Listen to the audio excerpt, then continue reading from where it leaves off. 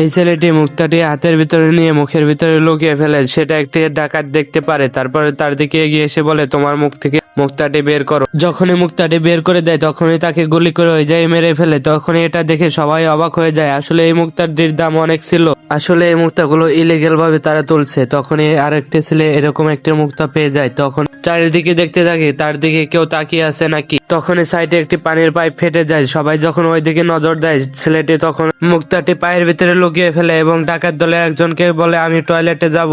ডাকাতটি বলে, ঠিক আছে যাও, তাড়াতাড়ি করে আসবে। এরপর লোকটি ওয়াশরুমে যেতে লাগে, কিন্তু হঠাৎ করে তার সামনে একটি ডাকাত চলে আসে এবং বলে, তুমি মনে হয় মুক্তা নিয়েছো। এটা বলে তার মুখের ভিতরে এবং সারা শরীরে সার্চ করতে লাগে, কিন্তু সে কিছুই পায় না। তাই তাকে ছেড়ে দেয়। আর সে ঝোপের আড়ালে গিয়ে অসম করার বাহানায় সে পায়ের ভিতর থেকে মুক্তাটি বের করে নেয়। এরপর তার প্যান্টের কাপড় ছেড়ে ওই মুক্তাটি ওই প্যান্টের কাপড়ের ভিতরে রেখে ওই যাই গর্ত করে লুকাতে লাগে। যখনই সেই যাই গর্ত করে মুক্তাটি থুতে নেয় তখনই তার পিছন থেকে একজন গুলি ধরে আর দেখে ওই ডাকাতটি যে আসার সময় তাকে আটকিয়েছিল। পরবর্তী পার্ট দেখার জন্য ভিডিওতে লাইক দিয়ে চ্যানেলটি সাবস্ক্রাইব করে কমেন্টে পার্ট 2 লেখো।